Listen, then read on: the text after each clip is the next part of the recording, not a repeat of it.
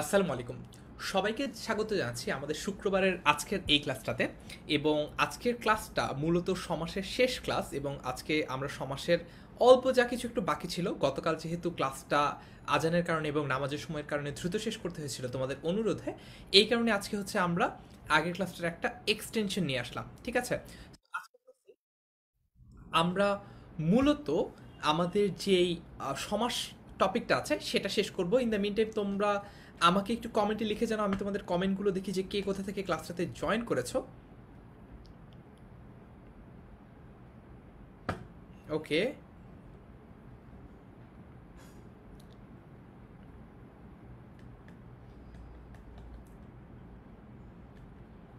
আচ্ছা। তো তোমরা তোমাদের বাকি যে বন্ধু বান্ধবরা তাদেরকেও একটু মেনশন করে জানিয়ে দাও যে ক্লাস শুরু হয়ে গেছে, আমরা আজকের ক্লাসে সমাসটা শেষ করে ফেলবো। ঠিক আছে, আচ্ছা। তো আজকে আমরা এখন পর্যন্ত অনেকগুলো সমাস পড়েছি, বাকি যে সমাসগুলো রয়েছে আমাদের বাকি আছে অব্যয়ভাব সমাস। দেখি অব্যয়ভাব সমাসটা সম্পর্কে আজকে একটু আমরা জানার ও বোঝার চেষ্টা করব। এবং আজকের ক্লাসটা খুব বেশি বড় হবে না অবশ্যই, কারণ হচ্ছে আজকের ক্লাসটা মূলত গতকালকেই নিয়ে শেষ করার কথা ছিল, কিন্তু গতকাল যেহেতু সময় কুলায় নাই, এই কারণে হচ্ছে আমরা আজকে আসলাম। এবং আজকে আবারও বলছি, একটা শুক্রবার ছুটির দিন, আনন্দের দিন, তোমাদের খুব বেশি সময় পড়ালেখার পিছনে দিতে হবে না। আজকে আমরা মোটামুটি চিল করে করে আজকে ক্লাসটা শেষ করতে পারবো। ঠিক আছে, আচ্ছা। তো আমরা প্রথমে জানবো যে অব্যয়ভাব সমাসটা আসলে কি। অব্যয়ভাব সমাস, এটার নাম বাই ডিফল্ট বলছে যেখানে অব্যয় থাকবে।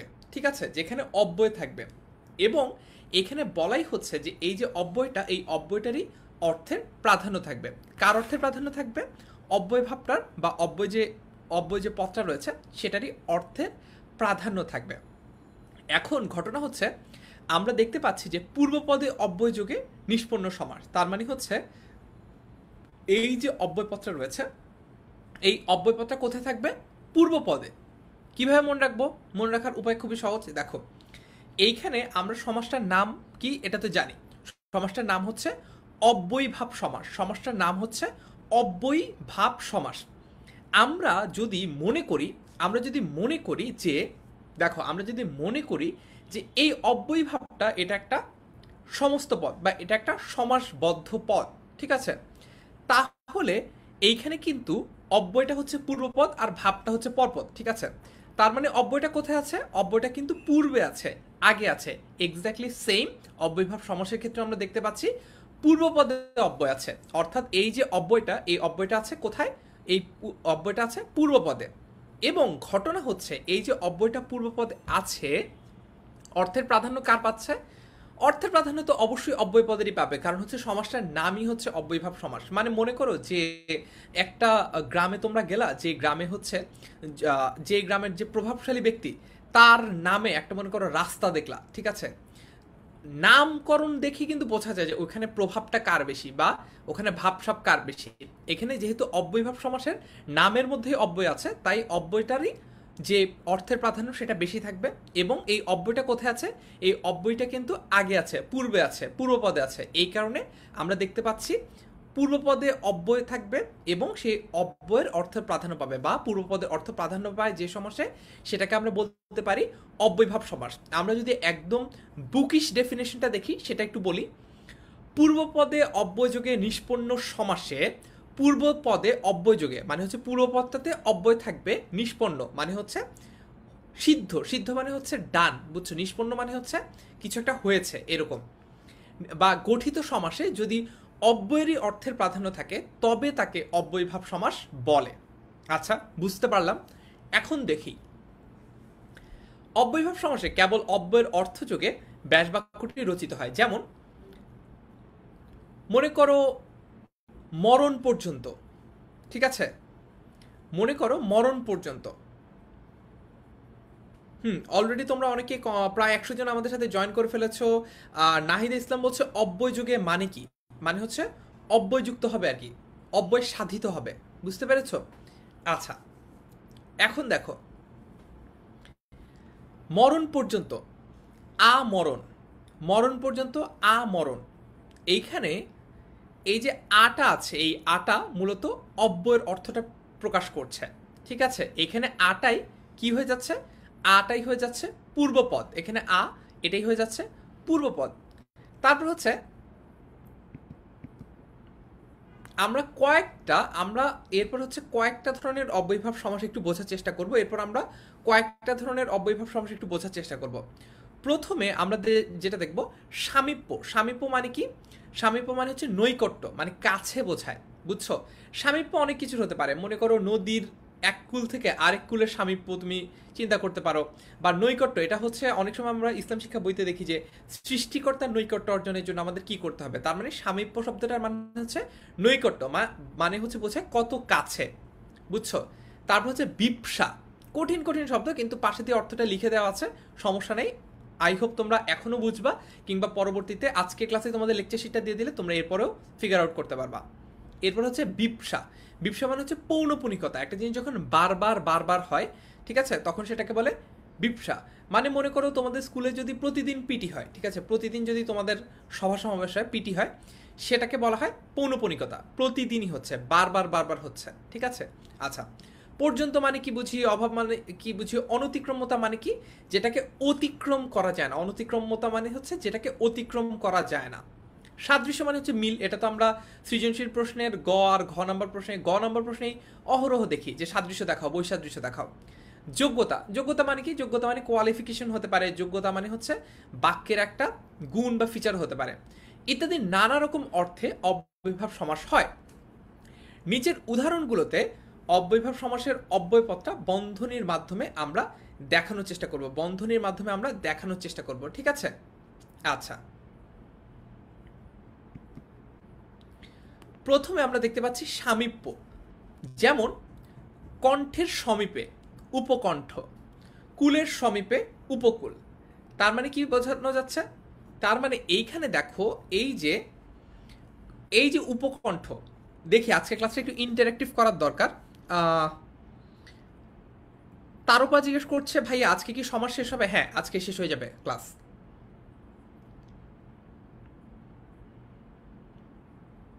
আচ্ছা, ঠিক আছে। এরপরে যেটা দেখতে পাচ্ছি যে কুলের সমীপে উপকূল, এইখানে আমরা যেটা দেখতে পাচ্ছি সেখানে আমরা এই যে বলো তো, কুলের সমীপে উপকূল, হ্যাঁ, তোমরা আমাকে বলো এখানে পূর্বপদ কোনটা, দেখি কমেন্টে লিখে জানাও।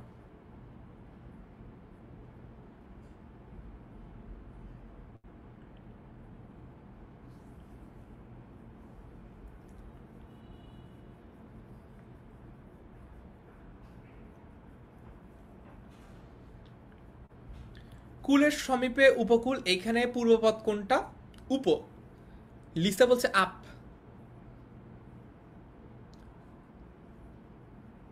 কে যেন বললো?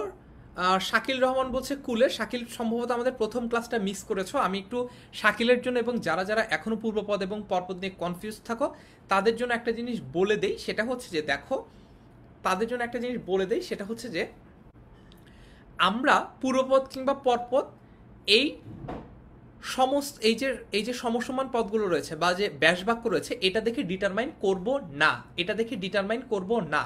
পূর্বপদ এবং পরপদ আমরা বুঝবো এইখানে, এই যে সমাসবদ্ধ যে পদটা রয়েছে সেইখানে কোনটা আগে। সেখানে দুইটা অংশ দেখতে পাচ্ছি, একটা হচ্ছে উপ আর একটা হচ্ছে কুল।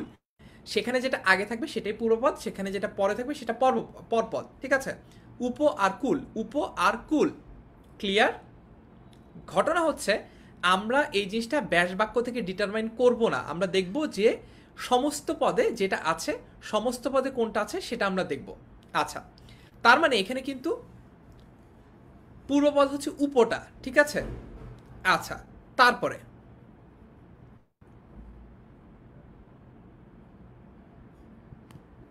এরপরে আমরা দেখতে পাচ্ছি বিপসা।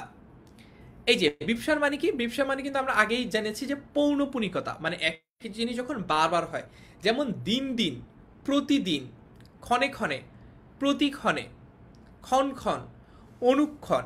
এইখানে প্রত্যেকটা জায়গায় আমরা দেখি যে এই যে প্রতিটা রয়েছে এটা হচ্ছে অব্যয়, এই যে অনুটা রয়েছে এটা হচ্ছে অব্যয়। কেন অব্যয়? কারণ অব্যয়ের একদম জেনারেল ফিচার হচ্ছে অব্যয়ের কোনো ব্যয় বা অব্যয়ের কোনো স্ট্রাকচারাল চেঞ্জ হয় না, অব্যয় সবসময় একই রকম থাকে, অব্যয়ের আকার আকৃতির কোনো পরিবর্তন হয় না। কিন্তু অব্যয় এক এক সময় এক এক জায়গায় এক একভাবে ব্যবহৃত হয়ে অর্থকে এক একভাবে পরিবর্তন করতে পারে, কিন্তু অব্যয়ের নিজের কোনো ব্যয় নাই বা নিজের কোনো ক্ষয় নাই।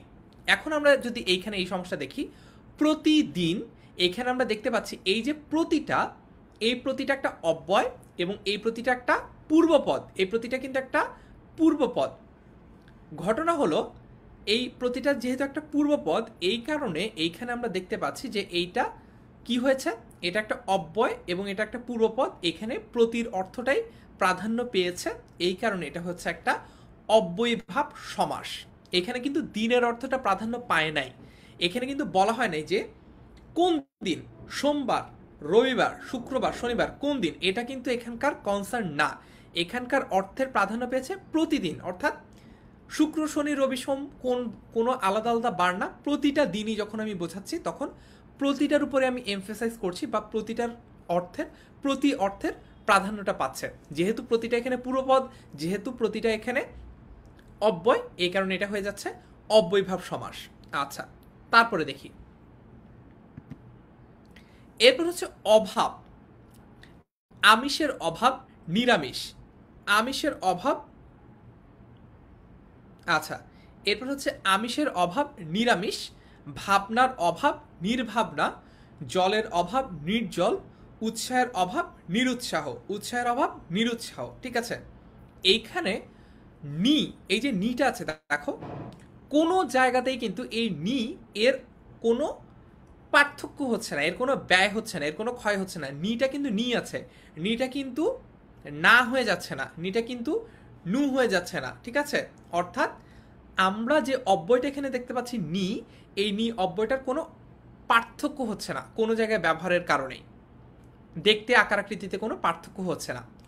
এখন এই যে নিটা আছে, এই নিটা যেহেতু একটা অব্যয় এবং এই নিটা যেহেতু এখানে পূর্বপদ, তাই এটা এখানে আমরা কি দেখতে পাচ্ছি, এটা একটা অব্যয়ীভাব সমাস হচ্ছে। যেই জিনিসটা আমাদের মনে রাখতে হবে, আচ্ছা, অনন্ত দেবনাথ বলছে যে ভাইয়া অব্যয় কি, এটা একটু ইনশর্ট বুঝে দেয়, পদ প্রকরণের ক্লাসে এটা তোমার জানার কথা। সেটা হচ্ছে যে অব্যয় হচ্ছে এমন একটা পদ, যেই পদটা, যেমন মনে করো হচ্ছে কিন্তু, এটা কিন্তু একটা অব্যয়, বুঝতে পেরেছো? কিন্তু তুমি কখনোই কিন্তুটার কোনো পরিবর্তন দেখবা না। ঠিক আছে, যেমন আমি যদি তোমাদেরকে বলি যে এইখানে যে নানা শব্দটা আছে দেখতে পাচ্ছ, এই নানা, ঠিক আছে, এই নানা দিয়ে আমরা হচ্ছে যে গ্র্যান্ডফাদার বোঝাচ্ছি না, এই নানা দিয়ে আমরা বোঝাচ্ছি বিভিন্ন রকম। এই নানাটা কিন্তু নানান হতে পারে, তাই না? কখনো এই নানাটা কিন্তু চাইলে আমরা নানান রকমও লিখতে পারি, তার মানে আমরা কিন্তু এটার একটা পরিবর্তন করতে পারি আকার আকৃতির। এই কারণে এটা কোনো অব্যয় পদ না, এটাকে আমরা বলি সব্যয় পদ, তার মানে এটার পরিবর্তন সম্ভব। যেই পদগুলার কোনো ধরনের কোনো পরিবর্তন হয় না, কোনো ধরনের কোনো পরিবর্তন করা সম্ভব না, সেই পদগুলোকে বলা হয় অব্যয়। এবং এই পদগুলো কীরকম হয়, যেমন হচ্ছে মনে করো এবং, এটা একটা সংযোজক অব্যয়, বুঝছো? এবং কিন্তু, ও, এগুলার কি কোথাও কোনো পরিবর্তন আমরা দেখি? আমরা কি কিন্তুকে কখনো কিন্তা বলতে পারি কিংবা অন্য কিছু বলতে পারি? পারি না কিন্তু। ঠিক আছে, এই কারণে এটা হচ্ছে অব্যয়। আচ্ছা, যেই জিনিসটা তোমাদের জানা দরকার সেটা একটু আরেকবার বুঝাই, সেটা হচ্ছে যে দেখো এইখানে আমিষের অভাব, আমিষের অভাব নিরামিষ, বলো তো তাহলে এইখানে এই যে আমিষের অভাব নিরামিষ, এইখানে আসলে পূর্বপদ কোনটা? বলো তো এখানে আসলে পূর্বপদ কোনটা? আমিষের অভাব নিরামিষ, পূর্বপদ কোনটা দেখি, পারো কিনা?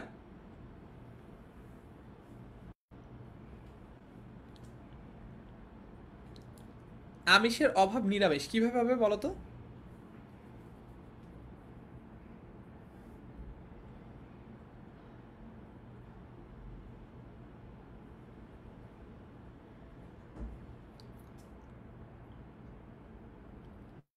আমিষের অভাব নিরামিষ এইটার,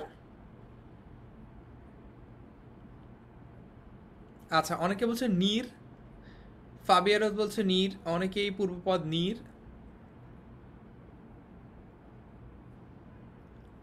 আচ্ছা দেখো, এইখানে ঘটনা হচ্ছে, এইটা তোমাদের আরেকটু ক্লিয়ার করে বলি, সেটা হচ্ছে আমরা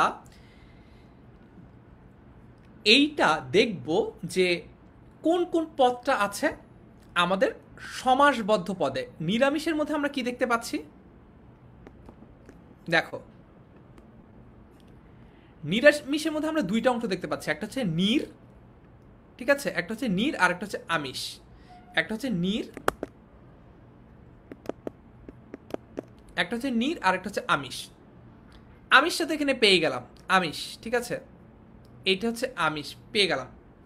এখন পূর্বপদ কোনটা, মানে পরপদ যে আমিষ হবে এটা নিয়ে আমাদের কোনো সন্দেহই নেই, পরপদ আমিষ, ডান, পরপদ আমিষ। পূর্বপদ আমরা দেখব এই জায়গাটা থেকে, হ্যাঁ আমরা পূর্বপদটা দেখবো এই জায়গা থেকে, এইটা নিয়ে কোনো ডাউট নাই, পূর্বপদটা দেখবো এখান থেকে। কিন্তু এইখানকার যেই রূপটা অ্যাকচুয়াল বা প্রকৃত, সেটা আমার পূর্বপদ হবে। তার মানে এখানে কিন্তু নির এটা কিন্তু অ্যাকচুয়াল রূপ না, অ্যাকচুয়াল রূপটা কিন্তু অভাব, অ্যাকচুয়াল মিনিংটা হচ্ছে অভাব। তাই আমাকে যদি জিজ্ঞেস করা হয় যে আমিষের অভাব নিরামিষ, এখানে পূর্বপদ কোনটা আর পরপদ কোনটা, আমি কোনটা পূর্বপদ আর কোনটা পরপদ এটা সিরিয়ালটা দেখবো নিরামিষ থেকে। অর্থাৎ এটা সিরিয়ালটা দেখবো আমি কোত্থেকে, এটা সিরিয়ালটা আমি দেখবো হচ্ছে সমস্ত পদটা থেকে, সমাসবদ্ধ যে পদটা সেটা থেকে সিরিয়ালটা বুঝবো যে নির আগে নাকি আমিষ আগে। আমি দেখলাম যে নির আগে, ঠিক আছে, আমি দেখলাম নির আগে আমিষ পরে, গট ইট। এরপরে এটা দেখতে কীরকম, এটার প্রকৃত রূপটা কীরকম, exactly how does it look, এটা বোঝার জন্য আমার কিন্তু আসতে হবে এই সমসমান পদগুলোতে বা এই ব্যাস বাক্যে। এখন কেন এটা প্রয়োজন সেটা হচ্ছে এইখানে আমি দেখতে পাচ্ছি নিরামিষ, এখানে কিন্তু একটা অংশ দেখতে পাচ্ছি নিরা আর একটা অংশ দেখতে পাচ্ছি মিষ। তাহলে কি আমি বলবো যে পরপদ মিষ, পরপদ আসলে আমি নাই, পরপদ শুধু মিষ? তা কিন্তু আমি বলবো না, ঠিক আছে, তা কিন্তু আমি বলবো না। আমি বলবো পরপদ হচ্ছে আমিষ, পরপদ যে আমিষ, এই যে পরপদ আমিষ এটা আমি পাচ্ছি কোত্থেকে, পরপদ আমিষ এটা আমি পাচ্ছি কিন্তু এই ব্যাস বাক্য থেকে, ঠিক আছে। সিরিয়ালটা ঠিক করব এই জায়গা থেকে। এরপরে পূর্ণরূপটা কি হবে, এক্স্যাক্টলি ওইটা দেখতে কীরকম হবে, ওইটার উচ্চারণ বা বানান কীরকম হবে সেটা আমি দেখব ব্যাস বাক্য থেকে। তাই এটার পূর্বপদ কিন্তু নির হবে না, এটার পূর্বপদ কি হবে, এটার পূর্বপদ অ্যাকচুয়ালি হবে অভাব। কারণ এর পূর্ণরূপ বা এটা দেখতে কীরকম, এটার অ্যাকচুয়াল রূপ কীরকম সেটা হচ্ছে আমরা পাবো ব্যাস বাক্যে, এবং সেই ব্যাস বাক্যটাতে এটা আছে অভাব, ঠিক আছে। আচ্ছা,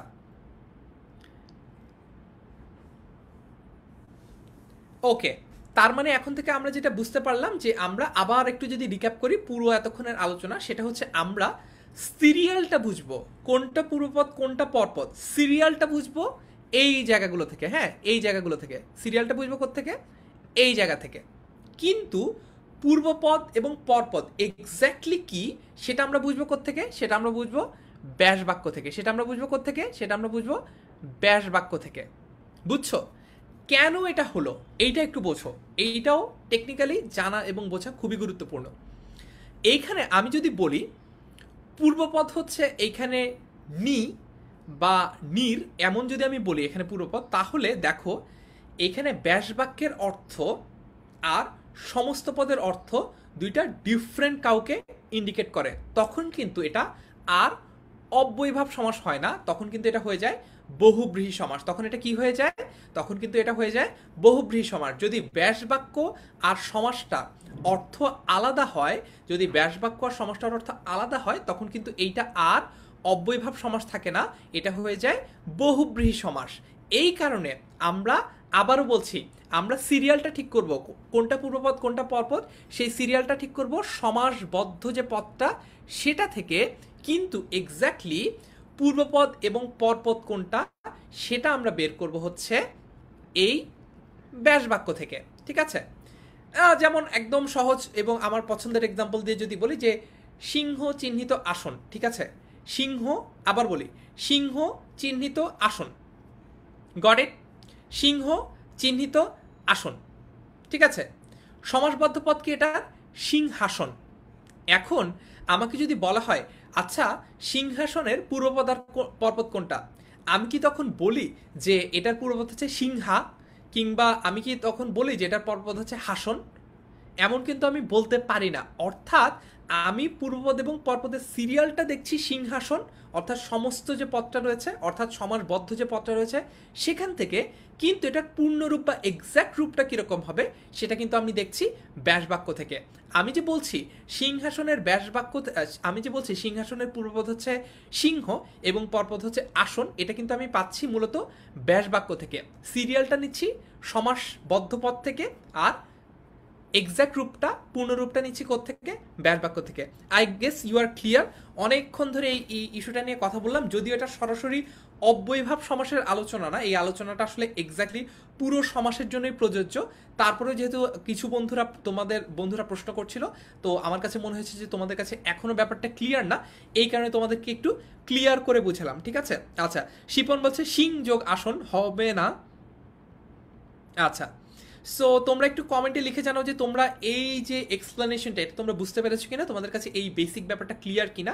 এই বেসিক ব্যাপারটা ক্লিয়ার না থাকলে তোমরা সবচেয়ে বেশি স্ট্রাগল করবা, এই যে পূর্বপদ আর পরপদ কোনটা এটা যদি বুঝতে না পারো, সবচেয়ে বেশি স্ট্রাগল করবা হচ্ছে উপমান, উপমিত, কর্মধারয় সমাসগুলোতে। ওগুলা বোঝা তোমাদের জন্য খুবই ক্রিটিক্যাল হয়ে যাবে, কারণ ওগুলোতে তোমরা দেখবা যে সমস্ত পদে সিরিয়াল আছে, মনে করো একটা আগে একটা পরে, কিন্তু ব্যাসবাক্যে সেটা সিরিয়ালটা উল্টা। অর্থাৎ ব্যাসবাক্যে যে সিরিয়াল থাকে সমাসবদ্ধ পদে সিরিয়ালটা থেকে উল্টা, ওখানে পূর্বপদ আর পরপদ ডিটারমাইন করা খুবই টাফ যদি তুমি এক্স্যাক্ট বেসিক রুলটা না জানো। সিংহ চিহ্নিত আসন সিংহাসন এটা বোঝা খুবই সহজ, কারণ হচ্ছে এখানে পূর্বপদ আর পরপদ ব্যাসবাক্যতে যেটা সেটা আবার জ্ঞাতেও সেটা, মানে সিরিয়ালটা ব্যাসবাক্য আর সমাসবদ্ধ পদ দুইটাতে সেম, কিন্তু উপমান কর্মধারয়, উপমিত কর্মধারয়, এই ধরনের সমাসগুলোতে কিন্তু এই ব্যাপারটা বোঝা একটু টাফ। সো ঠিক আছে, এখন তোমরা সবাই বুঝে ফেলেছ, আমরা তাহলে একটু সামনে আগানোর চেষ্টা করি। অনেকক্ষণ এই বিষয় নিয়ে জ্ঞান দিলাম। এরপর পর্যন্ত, এরপর আমরা দেখতে পাচ্ছি পর্যন্ত।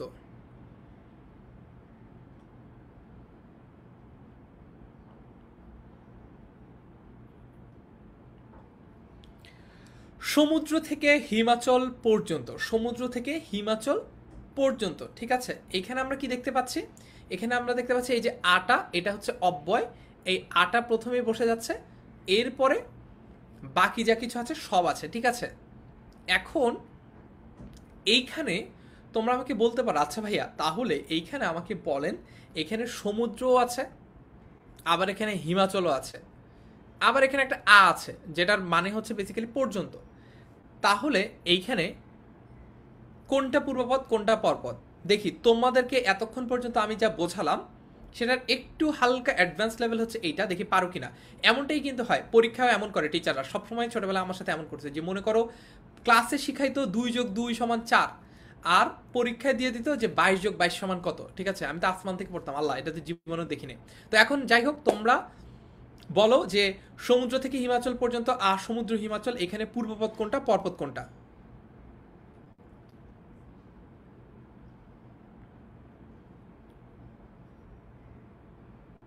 আচ্ছা, প্রথমে বলো পূর্বপদ কোনটা?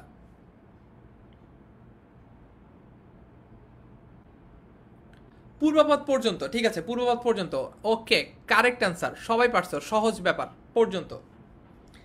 এখন আসো অ্যাডভান্স লেভেলে, এখন বলো পরপদ কোনটা?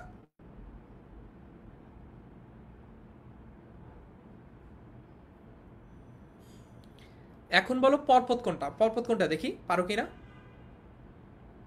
আচ্ছা, সিনথিয়া বলছে সমুদ্র, মিম বলছে হিমাচল, সমুদ্র আর হিমাচল দুইটাই বলছে, রাজু বলছে সমুদ্র, নাফি বলছে হিমাচল।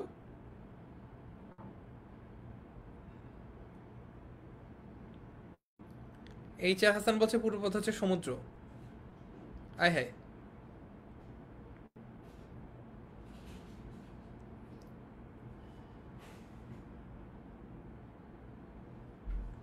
হিমাচল, অনেকে এখনো হিমাচল বলছো।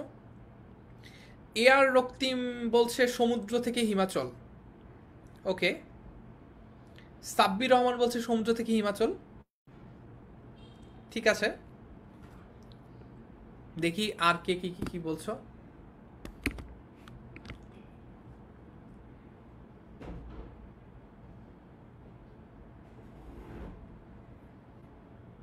হিমাচল হিমাচল হিমাচল, ঠিক আছে।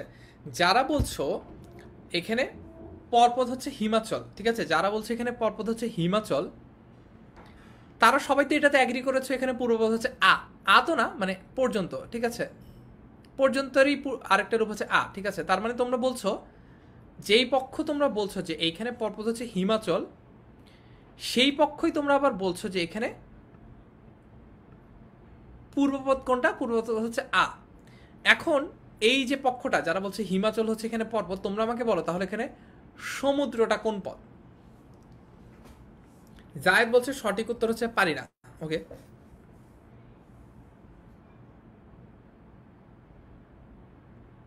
ওকে, বুঝলাম।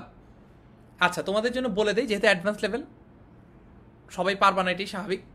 এখানে সমুদ্র হিমাচল, ঠিক আছে, এই পুরাটাই এখানে পর্বত। সমুদ্র হিমাচল এখানে পুরাটাই পর্বত, বুঝতে পেরেছো? এখানে পূর্বপদ একটা, মানে সমাসকে আমরা যখন ভাঙি তখন আমাকে কিন্তু সমাসের ব্যাস বাক্যটাকে ভাঙি না, আমরা ভাঙি হচ্ছে সমাসের সমাসবদ্ধ পদটাকে, এবং সমাসবদ্ধ পদটাকে আমরা অলওয়েজ দুইটা ভাগে ভাঙি, বুঝছো? মানে মনে করো তুমি যখন একটা গোল কেক, ঠিক আছে, একটা কেক তুমি যখন কাটবা, প্রথমে আমরা এই কেকটা কাটি হচ্ছে হাফ হাফ করে, ঠিক আছে। আচ্ছা, কেক না কাটলাম, কেক বাদ দাও, মনে করো কেক তো অনেক বড়, দেখা যায় যে ছোট ছোট পিস করে আমরা কাটা শুরু করি। মনে করো তুমি একটা পেয়ারা কাটবা, আমরা যখন একটা পেয়ারা কাটি আমরা হচ্ছে প্রথমে যেটা করি পেয়ারাটাকে দুই ভাগ করি। আর পেয়ারা যদি না কাটি, আচ্ছা একটা পেঁয়াজ যদি কাটি, পেঁয়াজ সবচেয়ে ভালো এক্সাম্পল হবে পেঁয়াজ। একটা পেঁয়াজ কাটার সময় আমরা কি করি, প্রথমেই কিন্তু দুইটা ভাগ করি। সমাসের ক্ষেত্রেও তাই, সমাসকে অ্যাকচুয়ালি আমরা দুইটা ভাগেই ভাগ করতে পারি। এখন দুইটা ভাগের মধ্যে যদি আমাদের পেঁয়াজের ক্ষেত্রে যা, মনে করো তুমি ছুরি মাঝামাঝি বসাইতে পারো না, দেখা গেছে যে একটা অংশ বড় হয়ে গেছে, একটা অংশ ছোট হয়ে গেছে, হইতেই পারে। কিন্তু ইম্পর্টেন্ট হচ্ছে ভাগ কয়টা করছো, ভাগ করছো দুইটা ভাগ হয়তো বা সমান না, একটা মনে করো ছোট, একটা মনে করো বড়, কিন্তু দুইটা ভাগ কি, দুইটা ভাগ মনে করো সমান না, কিন্তু ভাগ দুইটা। সমাসের ক্ষেত্রে একই রকম, সমুদ্র হিমাচল, এখানে পূর্বপদ হচ্ছে পর্যন্ত বা এই যে থেকে পর্যন্ত, আর বাকি যা কিছু আছে সেই পুরাটাই হয়ে যাবে তখন পরপদ, ঠিক আছে, বাকিটাই হয়ে গেছে পরপদ। আচ্ছা, তারপরে দেখি সাদৃশ্য বোঝাতে শহরের সদৃশ উপশহর, মানে এটা মূলত অর্থ হচ্ছে মফস্বলগুলো আর কি, ঠিক আছে। গ্রহের তুল্য উপগ্রহ, মানে গ্রহের মতো কিন্তু পুরোপুরি গ্রহ না, মিল আছে কিন্তু পুরোপুরি গ্রহ না। বনের সদৃশ উপবন, বনের সদৃশ উপবন, ঠিক আছে। আচ্ছা, তারপরে অনতিক্রম্যতা মানে কি? অনতিক্রম্যতা মানে হচ্ছে অতিক্রম না করে, অনতিক্রম্যতা মানে হচ্ছে অতিক্রম না করে, তার মানে হচ্ছে কোনো কিছুকে পার না হয়ে গিয়ে, কোনো কিছুকে ট্রান্সেন্ড না করে, কোনো কিছুকে এক্সিড না করে, ঠিক আছে। আচ্ছা, এরকম কি কি হতে পারে? যথাবিধি বা যথাযোগ্য, তারপরে হতে পারে হচ্ছে যথাসাধ্য, যথারীতি, যথাযোগ্য, যথাবিধি, সবগুলো কি বোঝায়? কোনো কিছুকে অতিক্রম না করে, পার না হয়ে গিয়ে, ঠিক আছে। আচ্ছা, তারপরে দেখি, এরপর বেলাকে অতিক্রান্ত, শৃঙ্খলাকে অতিক্রান্ত, উশৃঙ্খল, বিরোধ, বিরুদ্ধবাদ বা প্রতিবাদ, প্রতিকূল, বিরুদ্ধকুল, সবগুলো কিন্তু অব্যয়ীভাব সমাস। কেন? কারণ হচ্ছে এইখানে একটা অব্যয় আছে, এই যে এইখানে উল্টা, এটা একটা অব্যয়, এইখানে যে প্রতিটা, এইখানে যে প্রতিটা, এগুলো একটা অব্যয়, এবং এগুলোর কোনো চেঞ্জেস আমরা দেখি না, এগুলো কিন্তু কোনো ধরনের রূপ পরিবর্তন হয় না। এই কারণে কি হয়ে যাচ্ছে, এই কারণে এগুলো হয়ে যাচ্ছে অব্যয়, ঠিক আছে। তারপরে পশ্চাৎগমন, এটা হতে পারে হচ্ছে অনুগমন, ঠিক আছে।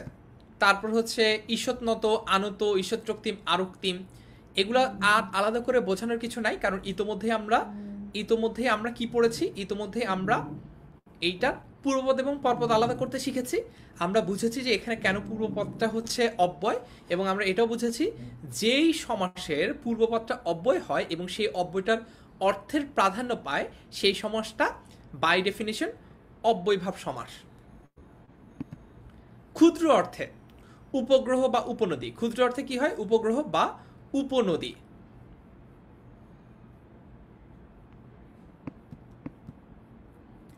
একই রকম হচ্ছে পরিপূর্ণ, সম্পূর্ণ, তারপর হচ্ছে পরোক্ষ, প্রপিতামহ, ঠিক আছে, প্রতিচ্ছায়া, প্রতিচ্ছবি, প্রতিবিদ্ধ, এরপরে হচ্ছে প্রতিপক্ষ, প্রত্যুত্তর। আমাদের একটু ইম্পর্টেন্ট হচ্ছে আমাদের এই এক্সাম্পলগুলো জানতে হবে। এই এক্সাম্পলগুলো যদি আমরা জানি তাহলে কি হবে, এই এক্সাম্পলগুলো যদি আমরা জানি তাহলে কিন্তু পরীক্ষায় যখনই আসবে সাবজেক্টিভ বা অবজেক্টিভ হিসেবে, অর্থাৎ এইচএসসি অথবা অ্যাডমিশনে, তখন কিন্তু আমরা ধূপধাপ বুঝতে পারবো যে আচ্ছা এটা তো অব্যয়ভাব সমাসের ক্ষেত্রে পড়েছিলাম, সো আমরা অব্যয়ভাব সমাসটা লিখে ফেলতে পারবো। তো এই সমাসগুলো ছাড়াও আরো কিছু সমাস আছে।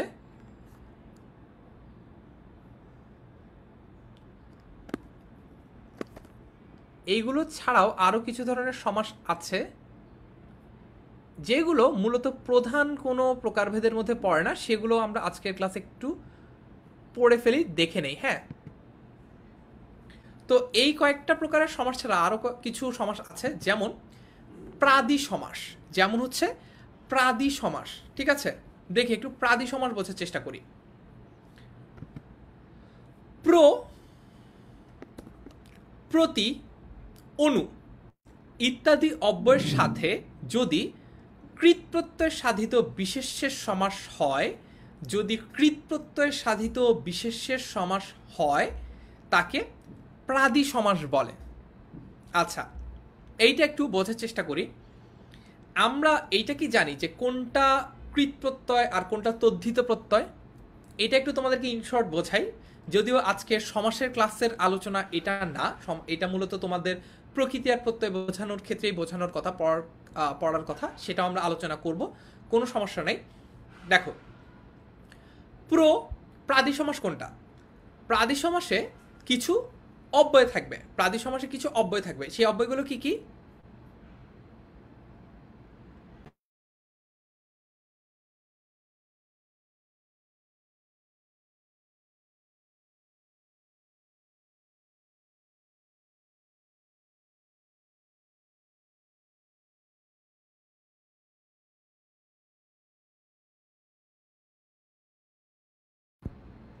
প্রাদি সমাসে যে অব্যয়গুলো থাকে সেই অব্যয়গুলো হচ্ছে প্র, প্রতি, অনু ইত্যাদি অব্যয়ের সাথে কৃৎ প্রত্যয় সাধিত বিশেষ্যের সমাস হতে হবে। কৃৎ প্রত্যয়। আচ্ছা, দেখি এইখানে কৃৎ প্রত্যয় মানে কি? মানে হচ্ছে ক্রিয়ার সাথে, ক্রিয়া মূলের সাথে যে অংশটা যোগ হয়ে সেটাকে একটা ক্রিয়া বানায়, বা সেটাকে একটা ক্রিয়াপদ বানায়, বা সেটাকে একটা ভার্ব বানায়, সেটাকে আমরা বলতে পারি কৃৎ প্রত্যয়। ক্রিয়ামূল লের সাথে যেটা যুক্ত হয়, ক্রিয়ামূলের সাথে যেটা যুক্ত হয়, ক্রিয়ামূলের সাথে যেটা যুক্ত হয় সেটাকে আমরা বলতে পারি কি? কৃৎ প্রত্যয়। আমরা আগের ক্লাসে জেনেছি যে শব্দে দুইটা অংশ থাকে, একটা হচ্ছে প্রকৃতি, একটা হচ্ছে প্রত্যয়। এবং বাই ডিফল্ট নাম বলার সময় যেহেতু আমরা প্রকৃতি ও প্রত্যয় বলি, আমরা যেহেতু প্রত্যয় প্রকৃতি বলি না, এই কারণে আমরা মনে রাখবো যে প্রকৃতিটা আগে, প্রত্যয়টা পরে, প্রকৃতিটা আগে, প্রত্যয়টা পরে। অর্থাৎ এইখানে আমরা যেটা দেখতে পাচ্ছি সেটা হচ্ছে ক্রিয়া সাথে, ক্রিয়ামূলের সাথে যে অংশটা যুক্ত হয়ে সেটাকে একটা ক্রিয়াপদ বানায়, সেটাই হচ্ছে কৃৎ প্রত্যয়। এখন ঘটনা হচ্ছে এই কৃৎ প্রত্যয় যদি একটা পদের সাথে বা শব্দের সাথে যুক্ত হয়ে সেটাকে ক্রিয়া না বানিয়ে, যদি সেটাকে বিশেষ্য বানায় বা নাউন বানায়, যদি সেটাকে বিশেষ্য বা নাউন বানায়, তখন কিন্তু আমরা সেটাকে আর ক্রিয়া বলি না, তখন সেটাকে আমরা নাউন বলি। অর্থাৎ এই ধরনের যে বিশেষ্য সেটাকে আমরা বলতে পারি কি? কৃৎ প্রত্যয় সাধিত বিশেষ্য। তো প্র, প্রতি, অনু এই অব্যয়গুলোর সাথে যখন কৃৎ প্রত্যয় সাধিত কোনো বিশেষ্যের সমাস হয় তখন তাকে আমরা বলতে পারি প্রাদি সমাস। তার মানে এইখানে যেমন আমরা দেখতে পাচ্ছি প্রকৃষ্ট রূপে যে বচন, অর্থাৎ প্রথম দুইটা শর্ত, একটা শর্ত হচ্ছে প্রাদি সমাসের দুইটা শর্ত। একটা শর্ত হচ্ছে প্রথমে প্র, প্রতি, অনু ইত্যাদি অব্যয় থাকবে। প্র, প্রতি, অনু ইত্যাদি অব্যয় থাকবে। তো দেখি প্রবচন আর প্রভাতের ক্ষেত্রে দুটাতে কিন্তু প্র এটা আছে। প্রকৃষ্ট রূপে, প্রকৃষ্ট রূপে আছে। প্রথম শর্ত, শর্ত নম্বর 1 আর শর্ত নম্বর মনে করো 2। হ্যাঁ, প্রথম শর্ত ডান। প্রথম শর্ত কি? প্র অথবা প্রতি অথবা অনু ইত্যাদি অব্যয় থাকবে। পেয়ে গেলাম, ঠিক আছে, পেয়ে গেলাম প্রকৃষ্ট রূপে, প্রকৃষ্ট রূপে, ডান ডান। 1 নম্বর শর্ত হয়ে গেল। 2 নম্বর শর্ত কি? এই প্র, প্রতি অথবা অনুর সাথে কৃৎ প্রত্যয় সাধিত বিশেষ্যের একটা সমাস হবে। কৃৎ প্রত্যয় সাধিত বিশেষ্যের একটা সমাস হবে। ওকে, দেখি তাহলে ব্যাপারটা কিরকম। এইখানে দেখো বচন, এই বচন আর এই ভাত। এখন তোমরা জিজ্ঞেস করতে পারো যে আচ্ছা ভাইয়া, বচন আর ভাত এই দুইটা আসলে কি? বচন এইটাকে কিন্তু এটাকে যদি আমি ভাঙি তাহলে আমি পাবো হচ্ছে বচ যোগ অন। বচ মানে বলা, বুঝছো? বচ মানে বলা। আর এই যে ভাত, এই যে ভাত, এটা কিন্তু রাইস না। এই ভাত মানে হচ্ছে আলোকিত। এইটা হচ্ছে, এইটার সংক্ষিপ্ত রূপ হচ্ছে ভা। তার মানে এই যে বচন, এই বচনের সাথে যদি অন যোগ না হয়, বচ যোগ যদি অন না হয়ে অন্য কিছু যুক্ত হতো তাহলে কিন্তু এটা একটা ক্রিয়া হতে পারতো। যেহেতু এই কৃৎ প্রত্যয় সাধিত বিশেষ্য এটা, অর্থাৎ এইটা যেহেতু এমন একটা প্রত্যয় সাধিত বিশেষ্য, অর্থাৎ এটা যেহেতু ক্রিয়া না হয়ে, এটা যেহেতু ভার্ব না হয়ে নাউনে পরিণত হয়েছে, এই কারণে আমরা বলতে পারবো যে দ্বিতীয় শর্তটাও পূরণ হয়েছে, অর্থাৎ এটা একটা প্রাদি সমাস হয়েছে। প্রাদি সমাসে তাহলে দুইটা শর্ত, 1 প্রথম অংশে প্র, প্রতি, অনু ইত্যাদি অব্যয় বসে, এবং দুইটা কি? কৃৎ প্রত্যয় সাধিত বিশেষের একটা সমাস হয়। ঠিক আছে, আচ্ছা বুঝলাম। তারপরে দেখি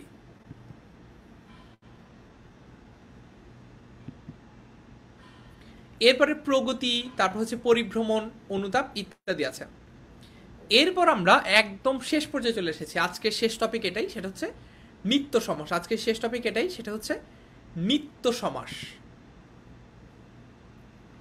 যে সমাসে সমস্যমান পদগুলো নিত্য সমাসবদ্ধ থাকে, ব্যাস বাক্যের দরকার হয় না, তাকে নিত্য সমাস বলে।